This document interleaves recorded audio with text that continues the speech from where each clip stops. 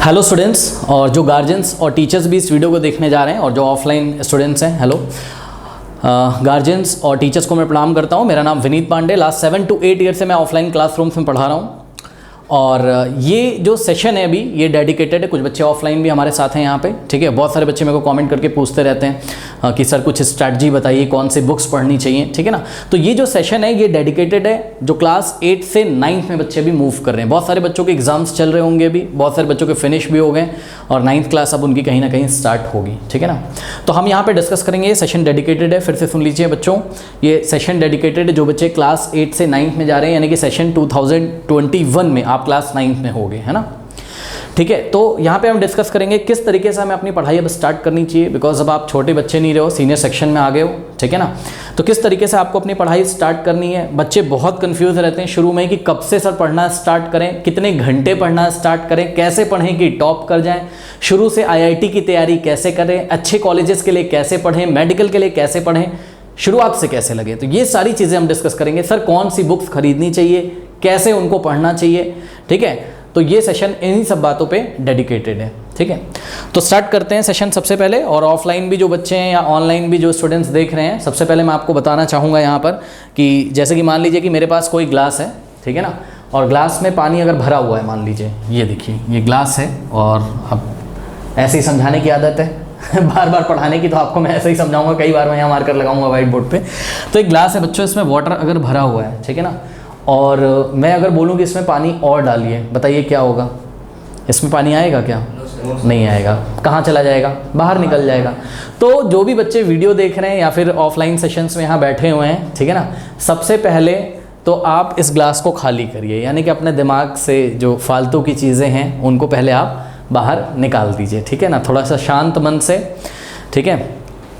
मेरी बातों को ध्यान से सुनिएगा, ठीक है। बहुत ही इंपॉर्टेंट चीज़ें मैं यहाँ पे डिस्कस करूँगा। जैसे कि भरे हुए ग्लास में मैं पानी डालूं तो नहीं जाएगा ना, उसी तरीके से अगर आपका दिमाग कुछ खुराफात से भरा हुआ है, कुछ बातें उसमें भी अगर चल रही हों, ठीक है ना, क्योंकि अभी भी आप क्लास 8 से 9th में आए हो तो आपको क्लास 8 जैसा माहौल ही लगता रहता है, तो कहीं ना कहीं चीज़ें गड़बड़ होना शुरू हो जाती है 9th क्लास में, ठीक है। तो ये सारी चीज़ें पहले आप निकाल दीजिए, दिमाग को एकदम फ्रेश कर लीजिए, फिर मैं स्टार्ट करूँ, ठीक है। रेडी, स्टार्ट करते हैं। ओके, तो बच्चों अब आप लोग जा रहे हो क्लास 9th में या जा चुके हो। सबसे पहले मैं कॉन्ग्रेट्स बोलना चाहूँगा सभी को, ठीक है ना। क्लास 9th में यहाँ पे जब आप मूव करते हो, ठीक है ना, मैं आपको एक एक्सपीरियंस आपका याद दिलाना चाहता हूँ। शायद आपको याद हो ना याद हो, 2 या 3 साल गुजर गए, याद करिए बच्चों। जब आप क्लास 5th से, ठीक है, class 1st to class 5th, तो आपको बहुत अच्छा महसूस हुआ होगा। जब आप 5th से 6th में गए थे, एक हल्का सा झटका आपको लगा था, यस और नो? हाँ, 6th में आपको लगा था ये ज्योमेट्री में लाइंस कहाँ से आ गई, हाँ, ये अलजेब्रा में x y z ये सब क्या आ जा रहा है। कहीं ना कहीं कुछ बच्चे x + x में कंफ्यूज रहते थे, ये x + x 2x कैसे होता है। या 7th में आपको दिक्कत हुई होगी, कहीं ना कहीं कुछ बच्चों को 6th में नहीं दिक्कत हुई होगी तो 7th में दिक्कत हुई होगी। या 8th की मैथमेटिक्स में आपने देखा होगा ये अचानक सारी चीज़ें कैसे आ रही हैं। हाँ, अभी तक भी बहुत सारे बच्चे कंफ्यूज होंगे कि x + x 2x होता है कि x + x x² होता है ना, कि x × x 2x लिखें कि x × x x² लिखें, ठीक है ना। ये सारे कन्फ्यूज़न आपको होते हैं, मतलब ये झटका तो सबको लगा होगा। 5th से जब आप 6th में गए होगे, लगा है कि नहीं लगा? कितने बच्चों को ये झटका लगा है? हाँ, लगा है, सबको लगा है, देखिए। हाँ, तो एक झटका आपको और लगने वाला है, मैं बता रहा हूँ। अब आपका थोड़ा सा स्मूथली चला था 6th 7th और 8th क्लास में, तो आपकी थोड़ी सी किस्मत अच्छी थी, कोविड वगैरह रहा तो बहाने बनाने के हमको मौके भी मिल गए, ठीक है ना। तो 8th क्लास के बाद, ठीक है, अगर कोविड नहीं भी होता तो हम आपको बता दें, मतलब नॉर्मल अगर आपके एग्ज़ाम वगैरह होते जैसे होते थे, ठीक है ना, तो जब आप क्लास 8 से बच्चों 9th में जाते तो एक आपका यहाँ पे एक बॉम्ब फटेगा बहुत बड़ा, ठीक है। यहाँ पे आपको एक झटका लगेगा और उस झटके को कैसे संभालना है ये मैं आपको इस सेशन में डिस्कस करूँगा, ठीक है। इस झटके को अगर आपने शुरू में संभाल लिया तो फिर मज़ा आने वाली है आने वाले 3-4 सालों में पढ़ाई करने में, ठीक है ना। यहाँ से बच्चे गड़बड़ करना शुरू करते हैं, ये मैं अपना एक्सपीरियंस शेयर कर रहा हूँ। मैं हर साल देखता हूँ यही प्रॉब्लम होती है 9th क्लास। एक झटका और आपको झेलना पड़ेगा, वो मैं बता दे रहा हूँ। 9th में अगर ये जो बॉम्ब अभी फटने वाला है, मेरी बातों को ध्यान से सुनो, तो ये झटका तो आप झेल लोगे, ठीक है। और फिर से हम आपसे मुलाकात करेंगे एक बार और जब आप 10th से 11th में जा रहे हो। ये झटका आप झेल लो, इसके बाद क्या होगा, आप बहुत ही स्मूथली चलोगे 9th and 10th, और ऑब्वियसली बोर्ड एग्जामिनेशन आपका बहुत ही बढ़िया होगा, ठीक है।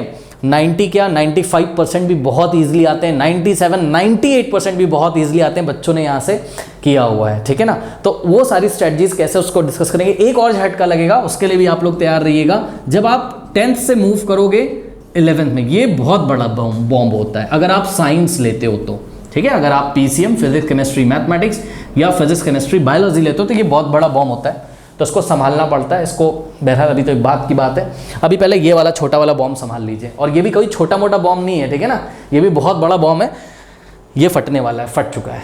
अब सुनो, देखो बच्चों, सबसे पहले मैं बात करूंगा कि ये जो क्लास 9th की अब पढ़ाई है ये क्लास 8th जैसी नहीं है, ठीक है ना। क्लास 8 में हम लोग क्या करते थे, क्लास 8 में बहुत सारे स्कूल्स में, आप लोगों के लगभग सभी के स्कूल्स में टीचर बता देते होंगे कि भाई ये वाला चैप्टर खोलो, लाइट चैप्टर है, इसमें से क्वेश्चन नंबर 1 बहुत इंपॉर्टेंट है, क्वेश्चन नंबर 3 बहुत इंपॉर्टेंट है, क्वेश्चन नंबर 7 बहुत इंपॉर्टेंट है, क्वेश्चन नंबर 9 जरूर कर लेना, ये जरूर आएगा, है ना। तो ये बहुत गलत बात है, ठीक है बच्चों। ये अपने दिमाग से सबसे पहले आप अब आप सीनियर सेक्शन में आ गए हो ना बच्चों, आपको नॉलेज का भूखा रहना चाहिए, आपको क्वेश्चन का भूखा नहीं रहना चाहिए। आप कभी भी ये टारगेट मत करिए कि इतने क्वेश्चंस मुझे पता चल जाएं तो बस मेरा एग्जामिनेशन किसी तरीके से निकल जाए। ये बहुत गलत स्ट्रैटेजी बच्चों, ये बहुत गलत स्ट्रैटेजी। मैं आपको एक एग्जाम्पल देता हूँ। एग्जाम्पल मैं आपको ये देता हूँ बच्चों कि एक मैं मूवी का आपको एग्जांपल देता हूँ, ठीक है ना।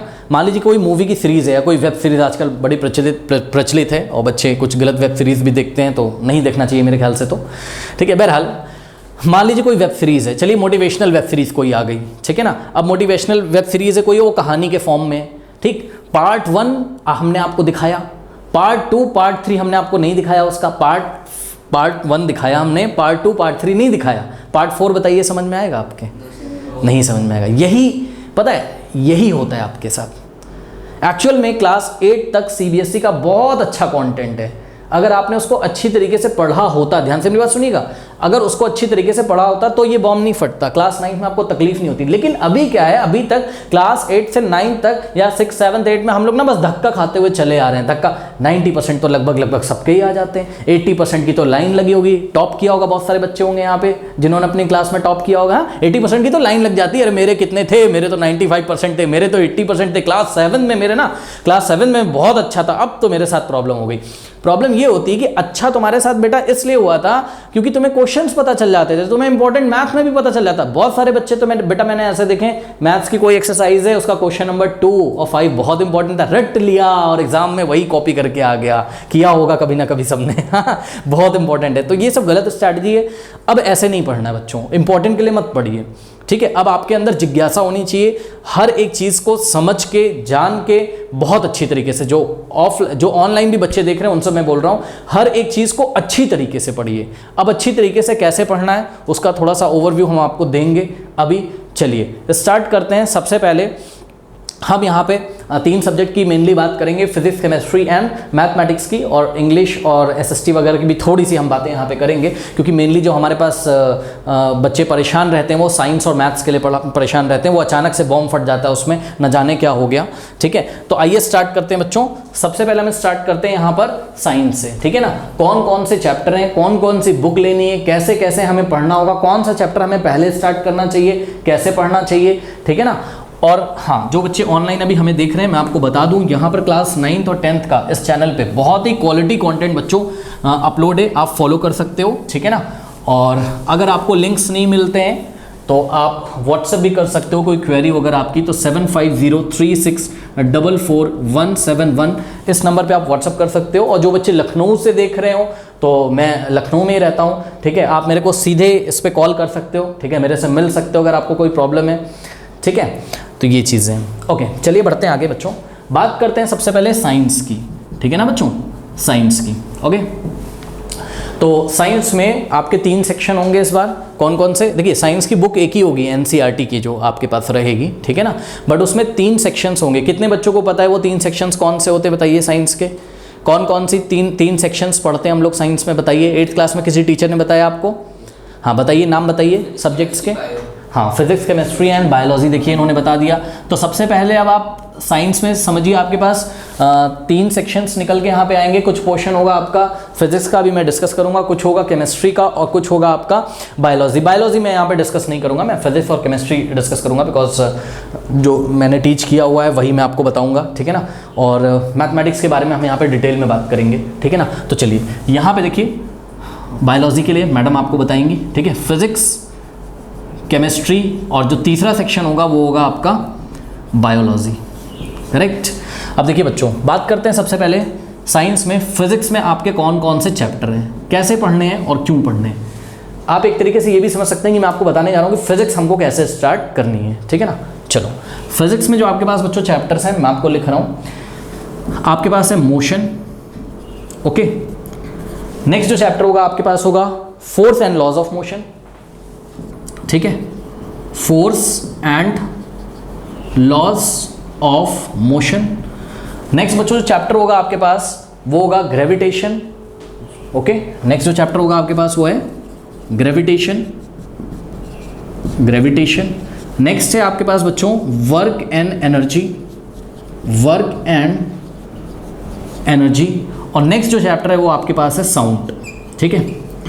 ये सारे चैप्टर्स आपको फिजिक्स में पढ़ने हैं। अब बहुत सारे बच्चे यहाँ पे ये मेरे को बोलते हैं ऑफलाइन क्लासरूम्स में भी, ऑनलाइन में भी, कि सर 30% सिलेबस इस बार रिड्यूस हो गया है, सर ये वाला चैप्टर नहीं आ रहा है। बच्चे सुनो मेरी बात, आपको मैं यहाँ पे इसलिए मैं आपकी काउंसलिंग कर रहा हूँ, ठीक है। मैं आपको तैयार करना चाहता हूँ किसके लिए, एक कॉम्पिटिटिव एग्जाम के लिए, उसकी मैं यहाँ पे नींव रखना चाहता हूँ, ठीक है ना। जो भी 30% रिड्यूस हुआ है उसको अभी आप किनारे हटाइए, आपको पहले सारा पढ़ना है। सर सारा पढ़ना है, एग्जाम में क्या करेंगे। सुनो बच्चों, जब आप एक बार सारा पढ़ लोगे ना तो खुद पे खुद आपके अंदर मैच्योरिटी आ जाएगी कि स्कूल से जो आपको सिलेबस आपके टीचर्स ने दिया हुआ ना कि हाँ ये टॉपिक आपको पढ़ने हैं, या मान लीजिए साउंड नहीं आ रहा एग्जामिनेशन में, पर आपको साउंड पढ़ना है। क्यों पढ़ना है, उससे फील आएगा। मैं आपको बताऊंगा कि क्या प्रॉब्लम्स होती हैं अगर आप नहीं पढ़ के जाओगे इसको, ठीक है ना। उससे आपको एक फील आएगा अगर आप सारा पढ़ते हो, और एक कॉन्फिडेंस आएगा। और जब आपके फाइनल्स हो या हाफ ईयरली हो तो जो रिवीजन में आप रिवाइज कर लीजिए जो आपका रिड्यूस सिलेबस है, ठीक है। जितना नहीं आ रहा उसको आप रिवाइज नहीं करिए, लेकिन जब सब कुछ बातें आपको पता होंगी तो आप अच्छे से चीज़ों को लिंक कर पाओगे। एक्चुअल में ये जो पोर्शन है बच्चों फिजिक्स का हमारा, ठीक है ना, ये पोर्शन रिलेट करता है क्लास 11th के किससे, मैकेनिक्स से, ठीक है ना। क्लास 11th में फिजिक्स में आपको मैकेनिक्स पढ़ना है, ठीक है ना। न्यूटोनियन मैकेनिक्स जिसको बोलते हैं, एक होती है क्लासिकल मैकेनिक्स, ठीक है, एक होती है आपकी न्यूटोनियन मैकेनिक्स। बहरहाल उन सब मुद्दों पे बात ना करते हुए, ये जो फिजिक्स का पोर्शन है, ठीक है, ये बच्चों बेस है। किसके लिए बेस है, क्लास 11th की फिजिक्स के लिए। अब सुनो, मैंने बोला था ना 10th के बाद 11th में जाके एक बॉम्ब फटता है। वो बॉम्ब इसलिए फटता है क्योंकि 9th क्लास में आप इन चैप्टर्स पे बच्चों ध्यान नहीं देते हैं, ठीक है ना। इन चैप्टर्स पे आप लोग ध्यान नहीं देते हैं तो होता क्या है, 10th क्लास का जो फिजिक्स है वो अगर आप 9th का अच्छे से नहीं भी पढ़ते हो, मेरी बात ध्यान से सुन लेना, 10th क्लास का जो फिजिक्स है अगर आप 9th का अच्छे से नहीं पढ़ते हो तब भी आप 10th क्लास के फिजिक्स में अच्छा करोगे, मैं मना नहीं कर रहा हूँ। क्योंकि 10th क्लास का फिजिक्स थोड़ा सा डिफरेंट है, उसमें रे ऑप्टिक्स है, ठीक है ना, और उसमें इलेक्ट्रिसिटी है, करंट इलेक्ट्रिसिटी है, तो ये सारे टॉपिक्स आपको पढ़ने पड़ते हैं। तो आप क्या करते हो, आप 10th में मेहनत कर ले जाते हो, 10th में आपके परसेंटेज भी अच्छे हो जाते हैं, 11th में आप जब पहुंचते हो मैकेनिक्स स्टार्ट होती है तो 9th का तो आपने पढ़ा नहीं था, सही है। तो जब 9th का नहीं पढ़ा था और यहीं से आगे कंटिन्यू होता है वहाँ का फिजिक्स, फिर आपकी हालत ख़राब होनी शुरू होती है। अब इसमें हमको क्या करना है, तो सुनिए बच्चों, जो ऑनलाइन भी देख रहे हैं बच्चे, आपको यहाँ पर स्टार्ट करना है कौन से चैप्टर से। देखो बच्चों, यहाँ पर आप ये नहीं कर सकते हो कि पहले वर्क एंड एनर्जी आपने पहले पढ़ लिया, जैसे आप क्लास 8 में करते थे, कोई भी चैप्टर कभी भी उठा के आप पढ़ लेते हो, हाँ, पिछला वाला पहले पढ़ लेते हो और जो शुरुआत वाले, ऐसा नहीं बच्चों। ये फिजिक्स है, physics is the study of nature, ठीक है। एक सिस्टमैटिक ढंग से चलेगा बच्चों। मोशन का लिंक है आपका force and laws of motion से, फोर्स एंड कॉन्सेप्ट छुपे हुए हैं यहाँ, कॉन्सेप्ट समझना पड़ेगा आपको, ठीक है ना। Force and laws of motion का जो लिंक है वो ग्रेविटेशन से, तो इस तरीके से चैप्टर इंटर रिलेटेड है, करेक्ट। तो आपको कहां से स्टार्ट करना है बच्चों, मोशन से स्टार्ट करना है, ठीक है ना। फिर क्या करना है बताइए, मोशन के बाद force and laws of motion, फिर क्या करना है आपको, ग्रेविटेशन करना है। ऐसा नहीं पता लगा ग्रेविटेशन पहले कर लिया, force and laws of motion आपको पता ही नहीं है क्या होता है, नहीं। जिस सीक्वेंस में मैंने लिखा है इसी सीक्वेंस में हमको स्टडी करना है फिजिक्स को, ठीक है। उसके बाद वर्क एंड एनर्जी आपको पढ़ना है, एंड देन आपको साउंड पढ़ना। अब सर पढ़ना कैसे, तो सुनो बच्चों ध्यान से, जो ऑफलाइन हमारे बच्चे हैं यहाँ तो आपकी क्लासेस लगेंगी, बताया जाएगा। अब जो ऑनलाइन बच्चे हैं सुने ध्यान से, देखो बच्चों एक चीज़ से बहुत सावधान रहिए। आजकल यूट्यूब पे आपको एक घंटे का, और जो ऑफलाइन आ रहे बच्चे मैं उनको बता रहा हूँ, ठीक है, सुन लो ध्यान से, आपको बहुत सारे वीडियोज़ आ जाएंगे ऑनलाइन यूट्यूब पे, ठीक है। 1 शॉट में मोशन खत्म हो जाएगा, 1 शॉट वीडियोज़ आएंगे। बच्चों सावधान रहें इन वीडियोज़ से, मैं आपको बता दे रहा हूँ, आप कहीं ना कहीं अपने कॉन्सेप्ट्स का खून कर देंगे, मर्डर कर देंगे, ठीक है ना। वन शॉट वीडियो करके आप एग्जाम में तो पास हो जाओगे, लेकिन वो जो बॉम्ब फटेगा ना क्लास 11th में जाने पे, वो आप संभाल नहीं पाओगे। 11-12 तो पढ़ना है, ऐसा तो है नहीं कि छोड़ देना है, ठीक है ना। आपको सब्जेक्ट में कॉन्फिडेंस, अच्छा बहुत सारे बच्चे बोलते हैं सर वन शॉट तो आ रहे हैं सर, अच्छा लगता है देखने में, बहुत जल्दी जल्दी फिनिश होता है। वन शॉट आप तब देखिए बच्चों जब आपके कॉन्सेप्ट क्लियर हो, आपने कहीं से क्लास करी है। रिवीजन के तौर पे वन शॉट ऐसा नहीं कि जो ऑनलाइन वीडियोस टीचर बना रहे हैं वन शॉट वो बेकार है, मैं ये नहीं कह रहा हूँ कि बेकार है, लेकिन वन शॉट में ही चैप्टर को खत्म कर देना बहुत बेकार चीज़ है। पहले आप कहीं से अच्छी तरीके से किसी कोचिंग क्लासेस से, अपने स्कूल से, या कोई होम ट्यूटर आपका आता हो, या कहीं से भी आपने बच्चों चैप्टर पूरा अच्छी तरीके से फॉलो करना है। फिर आप जितने भी वन शॉट देखना हो देखिए, एज अ रिवीजन आपको उनको देखना है। तो कैसे करना है, जो ऑनलाइन बच्चे देख रहे हैं बच्चों, देखिए मोशन, अब ऐसा ही नहीं कह रहा हूँ कि मैं इस चैनल से आपको पढ़ना है, ठीक है, जिस भी चैनल से आपको समझ में आता हो, आपको मोशन का पूरा प्लेलिस्ट, मेरे वीडियोस तो आपको बहुत लंबे मिलेंगे, 27 to 28 पार्ट्स एक चैप्टर के आपको मिलेंगे, जी हाँ। और ऐसा ही 9th का स्टडी है बच्चों, ठीक है ना, इतना ही पढ़ना है हमको, ठीक है। कम से कम 25 से 26 घंटे की एक चैप्टर होगा, 25 से 26 घंटे की क्लास, 25 से 26 घंटे लगेंगे आपको एक क्लास फिनिश करने में।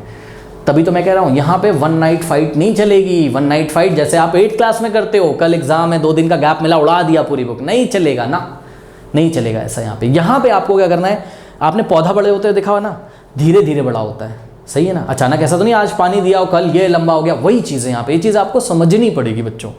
जब नेचर ऐसा नहीं करता है तो आप कैसे कर सकते हो। यहाँ पे आपको धीरे धीरे धीरे धीरे नॉलेज डाइजेस्ट करनी पड़ेगी, डेली पढ़िए, डेली पढ़ना होगा यहाँ पे आपको, ठीक है ना।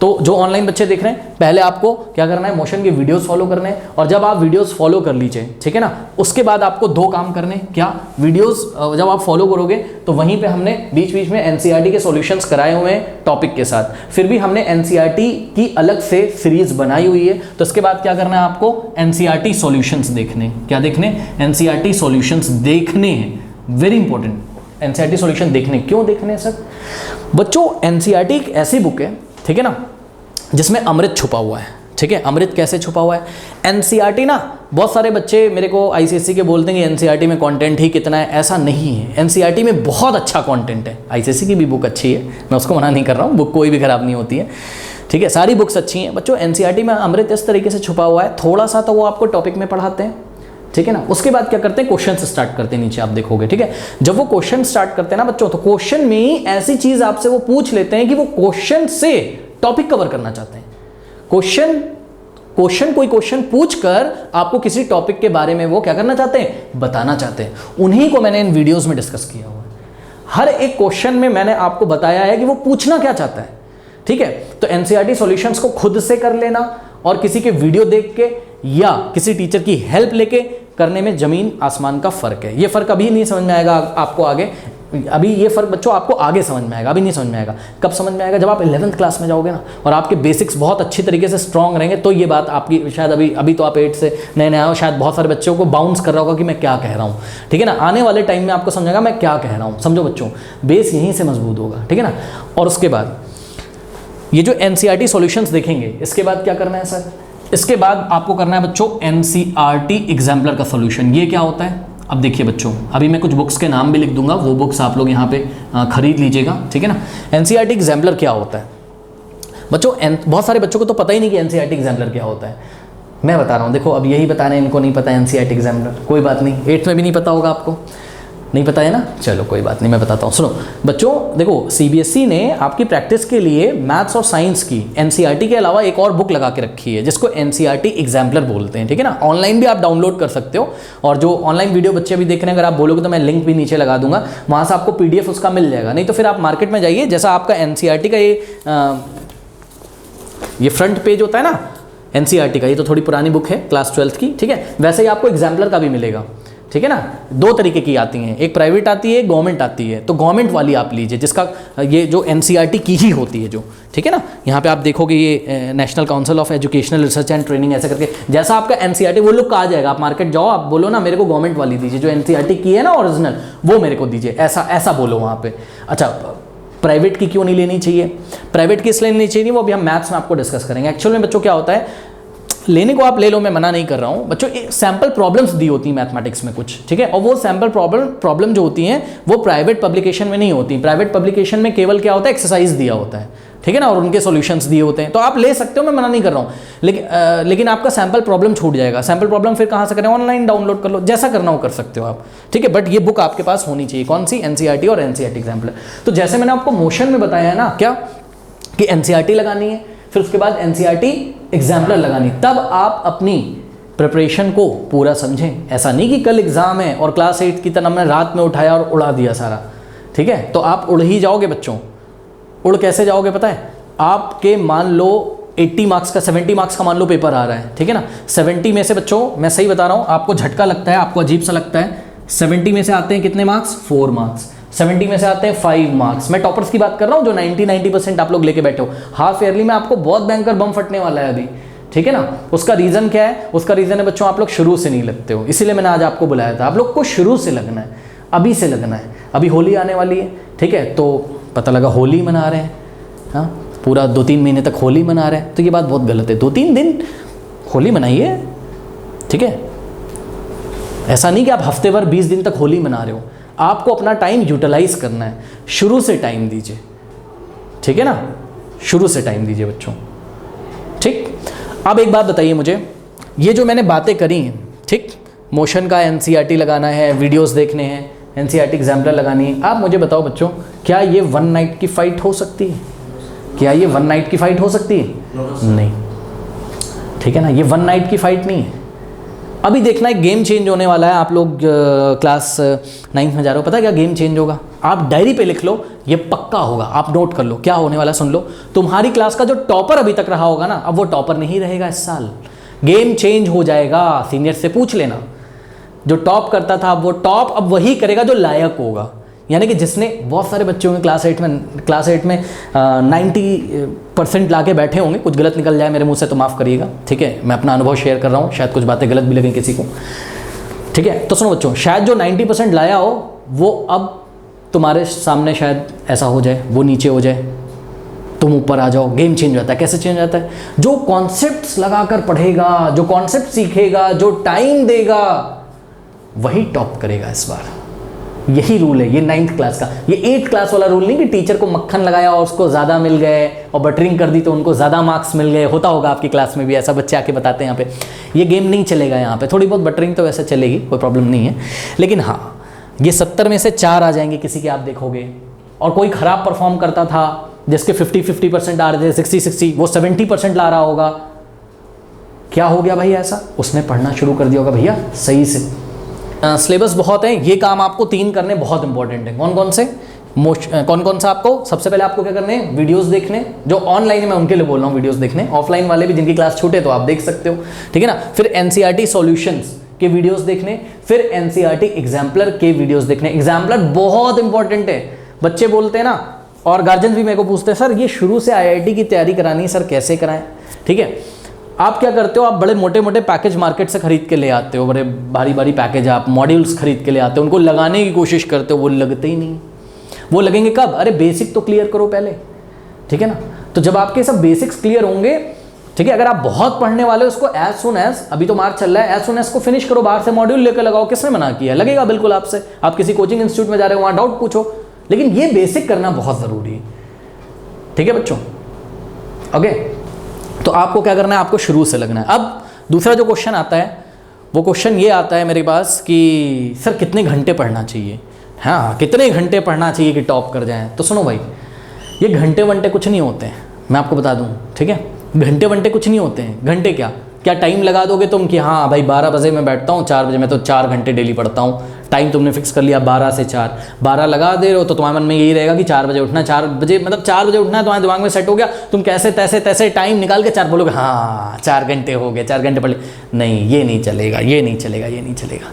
कभी ऐसा भी हो सकता है कि शायद तुम 6 घंटे पढ़ जाओ, कभी ऐसा भी हो सकता है शायद तुम 3 ही घंटे पढ़ो, कभी संडे या सैटरडे को ऐसा भी हो सकता है कि तुम 10 घंटे पढ़ो, ठीक है। लेकिन जब पढ़ो तो सही से पढ़ो। अब सही से पढ़ने का ये मतलब नहीं कि पता लगा तुम 1 ही घंटे पढ़ो डेली, ठीक है ना। तो कितने घंटे पढ़ना चाहिए इसका कोई आंसर नहीं है। आंसर सुनिए इस बात का, आंसर ये है बच्चों कि कितना ज़्यादा तुम टाइम दे सकते हो। टाइम तुम्हें देखना ही नहीं है कितना ज़्यादा, तुम्हें बस ये टारगेट करना है कि मेरा कैसे एज सुन एज कंप्लीट होगा। कंप्लीट करने का मतलब समझ रहे हो क्या है? कंप्लीट करने का ये मतलब नहीं है कि वन नाइट फाइट कर ली तुमने, उड़ा दिया, सैटरडे को और संडे को बैठे और 2 चैप्टर उड़ा दिए ऐसे ही हवा में। नहीं, आपको क्या करना है बताइए? सबसे पहले क्लास लेनी है। यहाँ पे जो क्लास होगी, जो ऑनलाइन बच्चे हैं उनको वीडियोस देखने, एनसीईआरटी की हर एक क्वेश्चन करने हैं, चाहे वो एग्जाम्पल्स में दिए हो, चाहे कहाँ दिए हो, एग्जाम्पलर में दिए हो, सबके क्वेश्चंस दिए हुए हैं। अब आप लोग बच्चों मुझे ये बताइए कि कैसे ऐसा पॉसिबल है कि 1 घंटे के वीडियो में बच्चों, मैं आपको बता रहा हूं, मोशन वाला चैप्टर आप खोलोगे तो लगभग ऑन एन एवरेज बच्चों आपका एनसीईआरटी में पता है कितने क्वेश्चन है बेटा? कम से कम 20 to 25 क्वेश्चन एनसीईआरटी में होंगे, ज्यादा ही होंगे, मैं कम बता रहा हूं। और एग्जाम्पलर आप खोलोगे तो इतने ही क्वेश्चन आपको एग्जाम्पलर में मिल जाएंगे। हाँ, अब बताओ कितने क्वेश्चन हो गए बच्चों? 50 क्वेश्चन हो गए।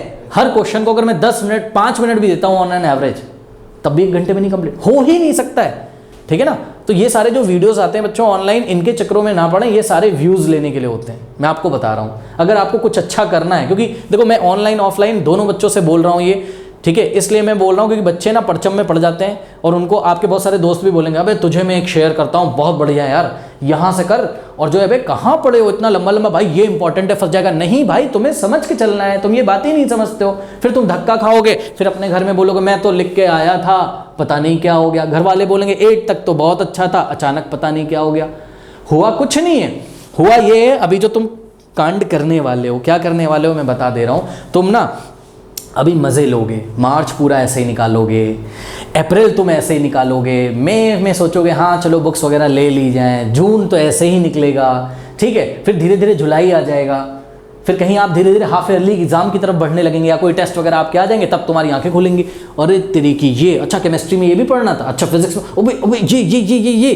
फिर तब तक तुम्हारा कोई मित्र आएगा, वो बोलेगा कि अरे भाई ले एक वीडियो में तेरे को पकड़ाता हूँ, या फिर ये इंपॉर्टेंट है, ये कर लो। या कभी कभी बहुत सारे टीचर्स भी बोलते हैं, आपको मिल जाएंगे, बोलेंगे हाँ ये इंपॉर्टेंट है, ये कर लो। ये इंपॉर्टेंट नहीं होता है कुछ भी भाई, सब कुछ इंपॉर्टेंट है, सब शुरू से पढ़ना है, डाइजेस्ट करना है, टाइम टू टाइम रिवीजन करना है, तब तुम अच्छा परफॉर्म करोगे। ये 8th क्लास नहीं है, इसमें आपको टाइम देना पड़ेगा। कितने घंटे का यहाँ पे कोई प्रश्न नहीं है, आपको बस पढ़ना है, पढ़ते ही जाना है, पढ़ते ही जाना है। आपको टारगेट रखना है कि कितना जल्दी मेरा ये कंप्लीट हो रहा है, फिर मैं उसको रिवाइज कैसे कर रहा हूँ।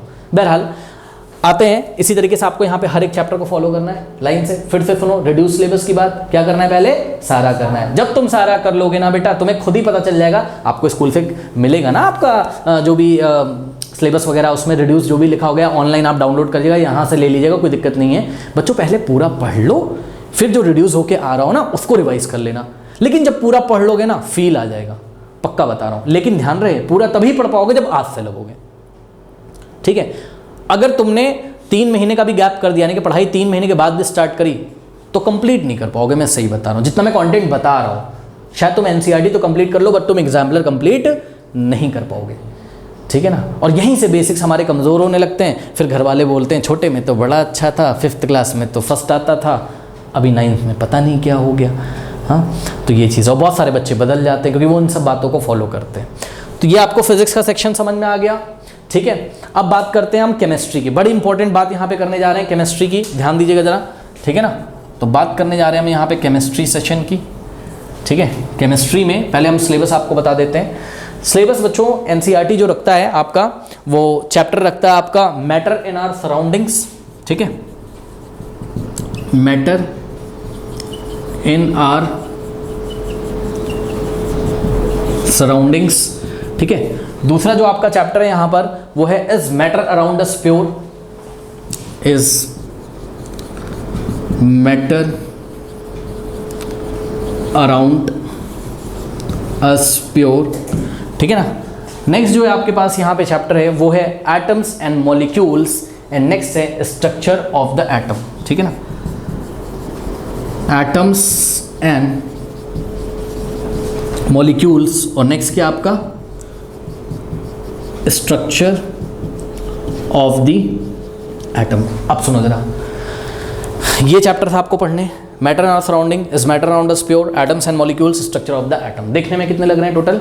4 चैप्टर। तुम सोचोगे हम तो रात में उड़ा देंगे जैसे क्लास 8 में उड़ाते थे।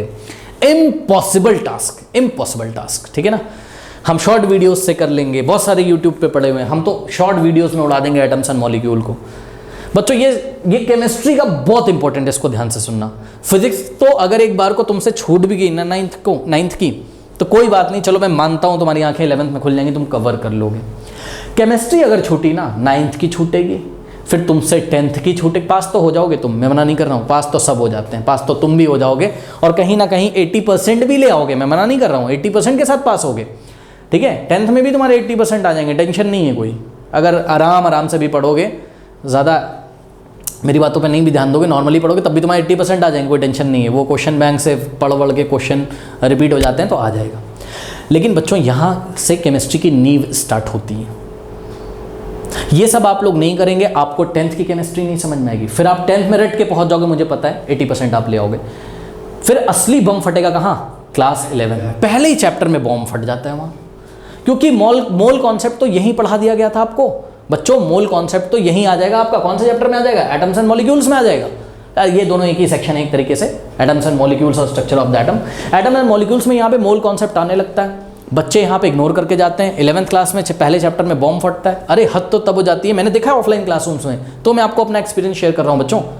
क्लास 11th के बच्चों को बेसिक्स नहीं पता होते हैं, आइसोटोप्स क्या है, आइसोबार्स क्या है, अभी आप ये सब नहीं समझोगे, धीरे धीरे पढ़ोगे, अभी तो आप नए हो, ठीक है। एटम्स और मॉलिक्यूल्स में क्या डिफरेंस होता है ये नहीं पता है। आप जब क्लास 8 में थे बच्चों तो मुझे बताइए, क्या आपने अभी तक किसी मॉलिक्यूल का फॉर्मूला पढ़ा है? सीबीएसई वाले बच्चों से पूछ रहा हूँ, किसी मॉलिक्यूल का फॉर्मूला नहीं पढ़ाया है 8th क्लास में आपको ना अभी?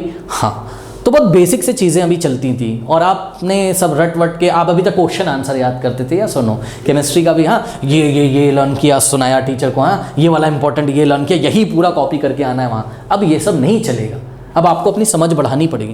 केमिस्ट्री को आप विशेष रूप से अभी से लेके चले, मैं बार बार कह रहा हूं, वरना अगर आप आगे साइंस लेके पढ़ने की सोच रहे हो, ये आपको बहुत परेशान करने वाला है 9th क्लास से ही। अब आपको देखने को मिलेगा यहाँ 9th क्लास में कि भाई वाटर का फॉर्मूला क्या होता है? H2O होता है, ठीक है ना। कार्बन डाइऑक्साइड का फॉर्मूला क्या होता है? CO2 होता है। एसिटिक एसिड क्या होता है? CH3COOH। ये सब बातें अब देखने को मिलेंगी। हाँ, एक चीज और बहुत सारे बच्चों को अभी भी देखने को नहीं मिलेगी, क्योंकि NCERT क्लास 9th में ज़्यादा फॉर्मूले का यूज़ नहीं करता है बच्चों, ठीक है ना। लेकिन अगर आप लोग यहाँ पे क्लास कर रहे हैं या आप लोग वीडियो लेक्चर्स यहाँ पे ऑनलाइन फॉलो करेंगे, आपको सभी तरीके की फॉर्मूले हमारे वीडियोस में देखने को मिलेगी। और आप चाहे ICSE के हो चाहे CBSE के हो, क्लास 9 से तो आपको मॉलिक्यूलर फॉर्मूला आना ही चाहिए, ठीक है। कैसे बनते हैं मॉलिक्यूलर फॉर्मूले, ठीक है। वैलेंसीज क्या होती हैं, एटम का मतलब क्या है, आयंस का मतलब क्या है, आयंस कैसे बनते हैं, ये सारी चीज़ें। बहरहाल इसको स्टार्ट कैसे किया जाए, ठीक है ना। तो इसको स्टार्ट करने के लिए हम आपको बता दें कि जब आपको स्कूल में पढ़ाया जाता है तो कहाँ से पढ़ाया जाता है? मैटर इन आवर सराउंडिंग से पढ़ाया जाता है। लेकिन मेरा क्या मानना है, जो मेरा अनुभव कहता है, मेरा अनुभव ये कहता है कि सबसे पहले कौन सा चैप्टर पढ़ना चाहिए? एटम्स एंड मॉलिक्यूल्स वाला चैप्टर सबसे पहले पढ़ना चाहिए। तो आप लोग जब भी वीडियोस वगैरह देखना शुरू करें तो कहाँ से देखना शुरू करें? मतलब आप ये चला रहे हो ना मैटर इन आवर सराउंडिंग वाला, अगर आप ये साथ में चला रहे हो तो कोई टेंशन नहीं है, ठीक है। लेकिन मेरा ये मानना है, जो पर्सनल मैंने महसूस किया है, अगर आप एटम्स एंड मॉलिक्यूल्स को पहले पढ़ लेना तो ज़्यादा मज़ा आने वाला है यहाँ पर। एटम्स अभी तो फ्री हो ना, अभी तो पढ़ सकते हो, क्या दिक्कत है बताओ। एटम्स एंड मॉलिक्यूल्स स्टार्ट कर लो, उसके बाद स्ट्रक्चर ऑफ एटम स्टार्ट कर लो, फिर ये स्टार्ट करो, ठीक है ना। बात समझ में आई कि नहीं? अब देखो, सुन लो मेरी बात ध्यान से, सुन लो मेरी बात ध्यान से। अब आप बोलोगे सर स्कूल में तो ये वाला पढ़ाया जा रहा है, कोई बात नहीं, मैं आपको एक सजेशन देता हूँ यहाँ पे। आप ना एटम एंड मॉलिक्यूल्स के सिर्फ क्या कर लो, आप सिर्फ वीडियोस देख लो अभी बस। NCERT नहीं सॉल्व करी, कोई बात नहीं, एग्जामिनर नहीं सॉल्व करी, कोई बात नहीं, वो तुम बाद में कर लेना, दोबारा एक बार फिर वीडियो 2 क्रॉस पे देख लेना, क्या दिक्कत है, बाद में स्टार्ट कर लेना। पता है इसी चैप्टर को, चलो इसी को कर लो आप बस, ठीक है। इसको और इसको देख लो एक बार। NCERT एग्जाम्पल बाद में लगा लेना, कोई इससे तुम्हें फील आ जाएगा भाई, और जब फील आ जाएगा तब तुम्हें समझ में आएगा कि गेम चल क्या रहा है। तो फटाफट इसको निपटा दो, इसको निपटा के फिर स्कूल के हिसाब से चलो तुम, ठीक है ना।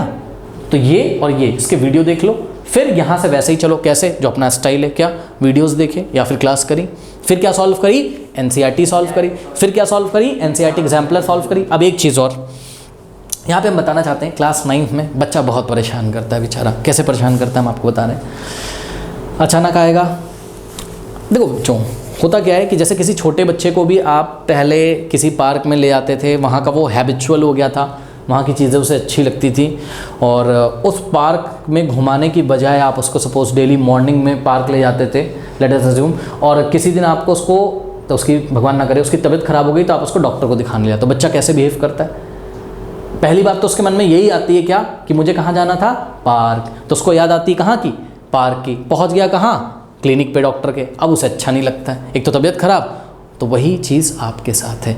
अभी तक ना आपको मतलब स्पून फीडिंग कराई जा रही थी, टीचर्स क्वेश्चन आंसर आपको लिखा देते थे, आप नोट करके रट के वही पहुंच जाते थे, इंपॉर्टेंट वाला आप कर लेते थे।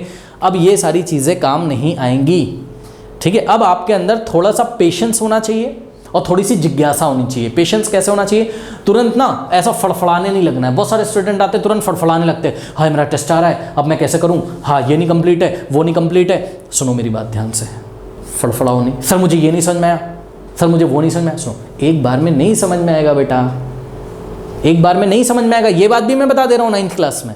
कहीं आप ये समझो कि आप बहुत बड़े विद्वान हो तो आपको एक बार में, तो टीचर को भी नहीं समझ में आता जब वो पहली बार पढ़ाना शुरू करता है। एक बार में नहीं समझ में आएगा, पेशेंस रखना। जब कोई चीज़ ना समझ में आए तो उसका तरीका हम आपको बता रहे हैं। पहली बात तो अपने टीचर से पूछिए, अगर टीचर आपको इग्नोर करता है तो गूगल बाबा मस्त है एकदम, अपना गूगल बाबा मस्त है, सबसे बढ़िया। गूगल पे सर्च करो उसका मीनिंग, बात समझ में आई?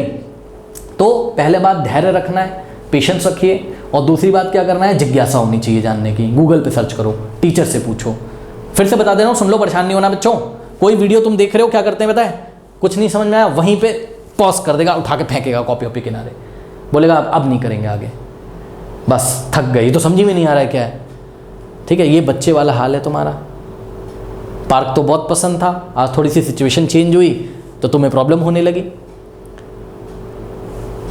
ठीक है, एक्चुअल में क्या है बच्चों, कोई चीज यहां पर ऐसी होगी ना, जो एटम एंड मॉलिक्यूल्स चैप्टर में कोई चीज ऐसी होगी जो रिलेट करती होगी कौन से चैप्टर से?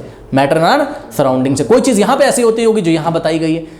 तो साल में जब 2-3 बार पढ़ोगे ना, पहली बार पढ़ोगे तो थोड़ा थोड़ा समझ में आएगा, दूसरी बार पढ़ोगे तो और अच्छी तरीके, तीसरी बार जब रिवाइज करोगे सब क्लियर हो जाएगा। लेकिन पेशेंस रखना है, एक दिन में कुछ भी क्लियर नहीं होगा। बात समझ में आई कि नहीं आई? तो ये चीज़ है, ध्यान रखिएगा। ठीक है, अब बच्चे बोलते हैं सर कंपटीशन के लिए कैसे तैयार करें? अरे इतना ही कर लो ना जितना मैंने बताया है, ढंग से इतना ही कर लो ना, बहुत सारी चीज़ें तुम्हारी तैयार हो जाएंगी। एनसीईआरटी और एनसीईआरटी एग्जाम्पलरी इतना अच्छा कंटेंट है बच्चों, अपने आप में बहुत बढ़िया कंटेंट है वो। पानी दीजिए बताते हैं। तो सर तो बहुत टफ होता है, बहुत टफ क्वेश्चन। हाँ, तो उसे कैसे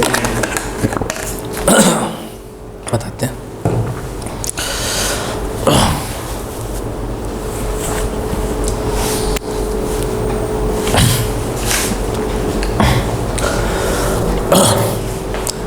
तो स्टूडेंट्स यहाँ पे भी आप देख रहे हो, मान लो मैटर एंड सराउंडिंग एनसीईआरटी में मान लो 25 क्वेश्चन है, एग्जाम्पलर में मान लो 30 क्वेश्चन है, कितने हो गए बताइए? 55। तो बच्चों अगर 55 क्वेश्चन है और हर एक क्वेश्चन एनसीईआरटी और एनसीईआरटी एग्जाम्पलर का अपने आप में कुछ सिखाता है, और आप चाहते हो कि मैं 1 नाइट फाइट कर लूँ, इम्पॉसिबल, हो ही नहीं पाएगा। और अगर आपका कोई दोस्त अच्छे मार्क्स ला रहा है, भी आप देखोगे हाफ ईयरली वगैरह में, और वो आपको बोलता है कुछ नहीं यार मैंने तो 7 दिन पढ़ा था, झूठ बोल रहा है, सुन लो, वो पढ़ता है तुमसे बताता नहीं है। ठीक है, तो तुमको पढ़ते जाना है, इन सब चक्करों में मत पढ़ो क्लास 8 वाले सिस्टम में कि मैं एक दिन पढ़ लूँगा, या तुमको कोई बता रहा है अरे कुछ नहीं। टॉपर्स तो बोलेंगे ऐसे, तुम्हें बोलेंगे अरे कुछ नहीं था यार कर लिया, लेकिन उसके पीछे कितनी मेहनत तुम उसके घर जाके थोड़ी ना देखते हो, मेहनत करता है भाई वो। ठीक है ना। अच्छा, एक चीज़ बड़ी इंपॉर्टेंट बच्चों, डोंट वेस्ट योर हॉलीडेज, ध्यान से सुनिए, डोंट वेस्ट योर हॉलीडेज। छुट्टियाँ मिलती है ना, एक बात मैं बता रहा हूँ, बड़ा मज़ा आता होगा तुम्हें भी। याद करो अपने क्लास 8 के वो दिन जब कल विद्यालय में छुट्टी होने वाली होती है, हाँ, और आज स्कूल का आखिरी पीरियड चल रहा होता है, क्या मन में तुम्हारे फूल खिलते हैं? सही बताना कसम से, तुम्हारे मन में आते हैं ना कि कल तो छुट्टी है, 2-3 दिन की तो छुट्टी हो गई, मान लो दशहरा पड़ गया, आज स्कूल है, कल से दशहरा का हॉलीडे 2 या 3 डेज़ का, दिवाली का, तुम्हें बड़ी मज़ा आ जाती है, मन में तुम्हारे फूल खिलने ही लगते हैं सुबह से, बस आज तो आखिरी दिन है, आज तो आखिरी दिन है, ठीक है ना, कल से मज़े करूँगा 2-3 दिन। तो 9th क्लास में ना ये मत सोचना कि 2-3 दिन का हॉलीडेज़ है और मैं मज़े करूँगा। करो मज़े थोड़े बहुत, कोई मना नहीं कर रहा है, ठीक है, मज़े करने के लिए भी अच्छी बात है, मज़े अभी नहीं करोगे तो कब करोगे। लेकिन बच्चों don't waste your holidays. Holidays में आपको क्या करना है, अपना पेंडिंग वर्क पूरा कंप्लीट, चाहे वो प्रोजेक्ट का वर्क हो, ठीक है ना, और चाहे आपका कोई एनसीईआरटी एग्जाम्पलर छूटा हो किसी चैप्टर का, आपको लेके बैठना, आपको टारगेट बनाना है कि भाई मेरा ये चैप्टर छूटा है तो मेरे को 4 डेज़ का हॉलीडे मिला है, तो चलो मैं इसको क्या करता हूँ, उड़ा देता हूँ। उड़ाने का मतलब है फिनिश कर देता हूँ, वो वाला उड़ाना नहीं, फिनिश कर देता हूँ। इस तरीके से बच्चों अपना आपको स्ट्रैटेजी बना के रखना होगा, ठीक है ना। और एक चीज़ बड़ी इंपॉर्टेंट यहाँ पर क्लास 9 में बहुत इंपॉर्टेंट है कि आप रेगुलर क्लासेस करें, चाहे आपकी कोचिंग की हो, चाहे आपके स्कूल की हो। बहुत सारे स्कूल्स में ठीक से क्लासेस नहीं भी चलती हैं अगर, तो आप उसको इग्नोर कर सकते हो, ठीक है। या अगर आपकी कोचिंग में भी क्लासेस नहीं चलती, मतलब देखो बात समझो, मैं ये कहना चाहता हूँ क्लासेस जहाँ पे नहीं चलती हैं ठीक से उसको स्विच करो, मतलब अपना टाइम नहीं वेस्ट करो फिर, ठीक है। अगर आपको टाइम वेस्ट लगता है कहीं पे भी तो 2 दिन का ऑफ लो। कौन सा डे?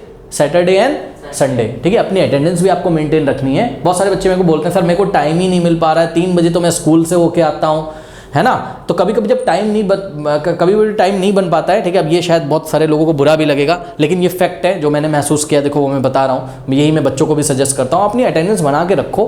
देखो पहली बात, अगर स्कूल में अच्छी तरीके से चल रहा है तो उनके साथ चलो। अगर आपको चीज़ें नहीं समझ में आ रही है, अगर बार बार, देखो बहुत सारी प्रॉब्लम्स होती हैं हर जगह, इसलिए में बार बार टीचर्स चेंज हो रहे हैं, कोई प्रॉब्लम हो रही है, ठीक है ना, होता है ना। बार बार पता लगा 4 बार फिजिक्स का टीचर चेंज हुआ, तो पहले वाले के साथ लय बनी थी और लय बनी की बनी, और जो है जब तक लय बनी तब तक दूसरे आ गए। दूसरे वाले बोलेंगे वो तो ऐसा पढ़ा के गए होंगे, हम स्टार्ट करते हैं ग्रेविटेशन, सही है। फिर तीसरे वाले आ गए, तीसरे वाले बोलेंगे अच्छा ठीक है 1 ही महीना बचा हुआ है, ये चारों तो कर लिया होगा, हम स्टार्ट करते हैं वर्क एंड एनर्जी। फिर चेंज हो गए, फिर आए नहीं फाइनल वाले एग्जाम तक, कभी ऐसा भी होता है।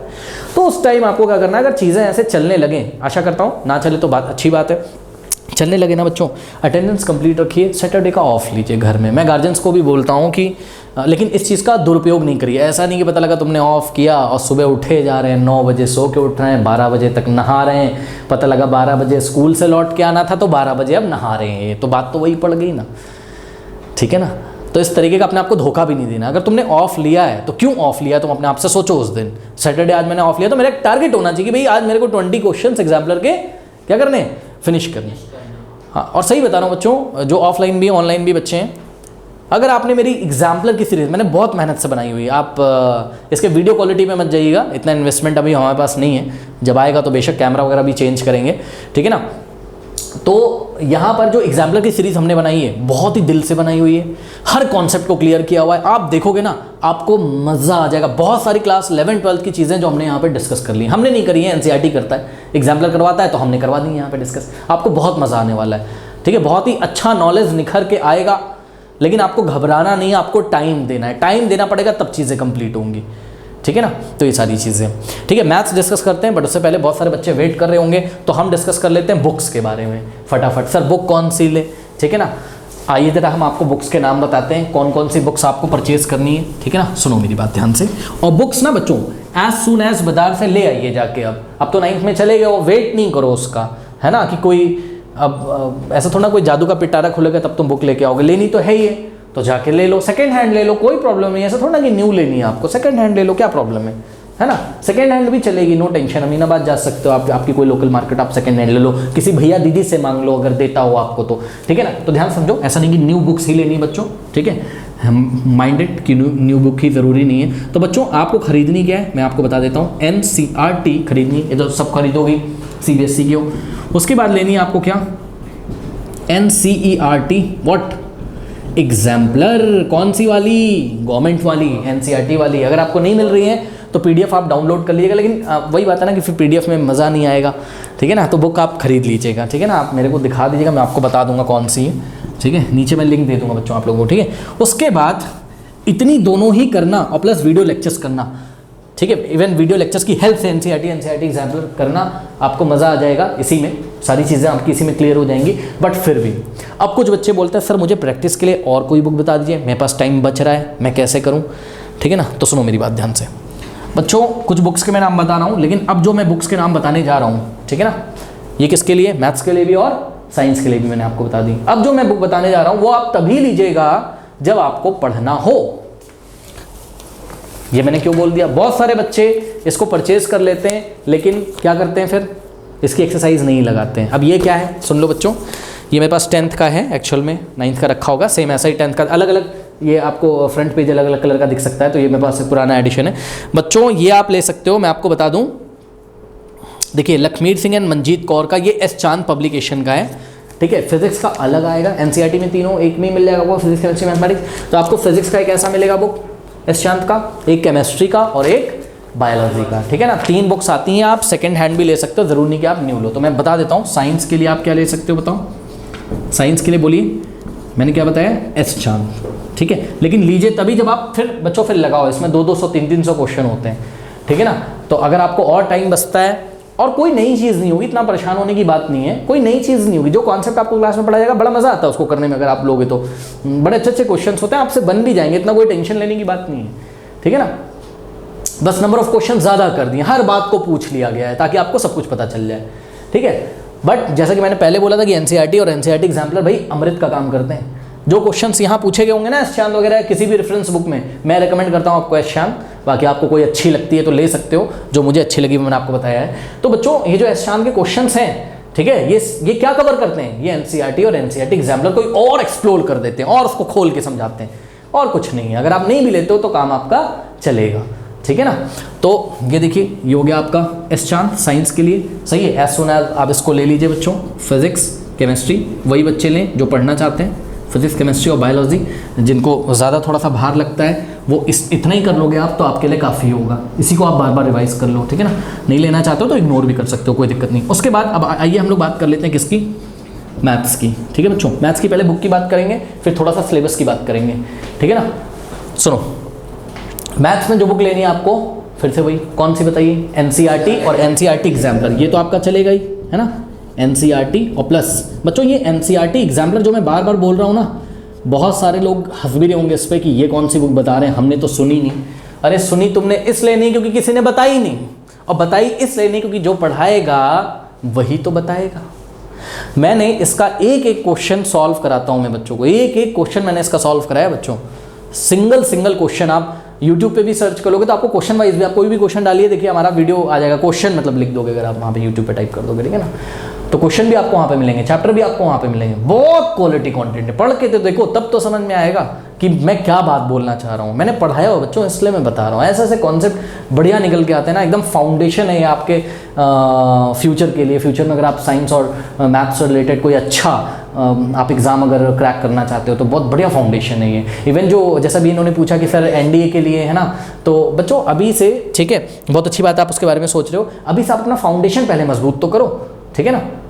सारी चीज़ें होंगी, फाउंडेशन मजबूत करो जिस तरीके से मैं बता रहा हूँ। एक्चुअल में बच्चे क्या करते हैं, बच्चे पढ़ के नहीं जाते हैं जो कंटेंट है सारा, ठीक है, और बस एग्जाम्स के नाम लेते रहते हैं। एग्जाम के नाम लो, आपको पता होना सब कुछ अच्छी बात है, लेकिन इतना ये सारी चीज़ें बच्चों पढ़िए, देखिए एग्जाम तो आपका यूँ क्वालिफाई हो जाएगा, ठीक है। नॉलेज तो डाइजेस्ट करना शुरू करो, ठीक है ना। ओके, तो मैथ्स में बात करते हैं हम सिलेबस की। अब देखिए मैथ्स की बात करते हैं बच्चों यहाँ पे, ठीक है।